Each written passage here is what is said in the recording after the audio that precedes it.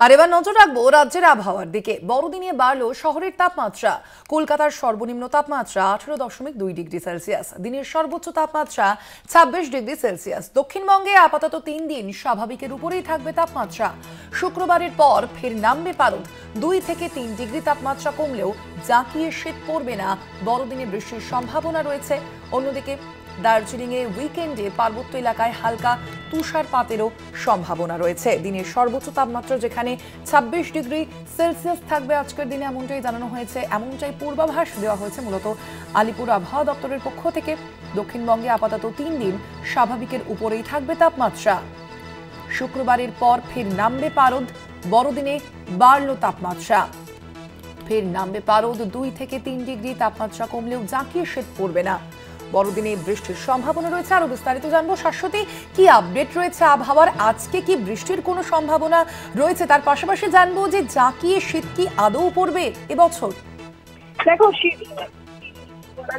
প্রকৃতি একেবারেই নারাজ শীত দিতে। সেক্ষেত্রে বড়দিনে যে শীতের আমেজ তা সেই অর্থে থাকছে না। তাপমাত্রার পারদ বেশ ঊর্ধ্বমুখী, স্বাভাবিকের থেকে 3 ডিগ্রিরও বেশি তাপমাত্রা বেশি রয়েছে শহর কলকাতার ক্ষেত্রে। আজকে 18.7 ডিগ্রি সেলসিয়াস শহর কলকাতার তাপমাত্রার সঙ্গে সঙ্গে জেলার বিভিন্ন প্রান্তেও কিন্তু তাপমাত্রার পারদ ঊর্ধ্বমুখী রয়েছে।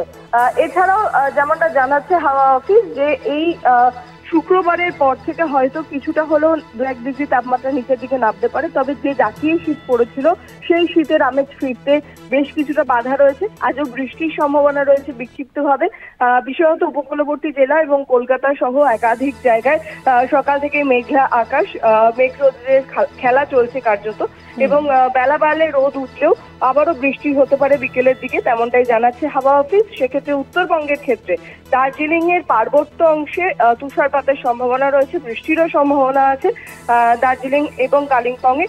এছাড়াও উত্তরবঙ্গের জেলাগুলিতে কয়েক জায়গায় হালকা বিক্ষিপ্ত বৃষ্টিও হতে পারে।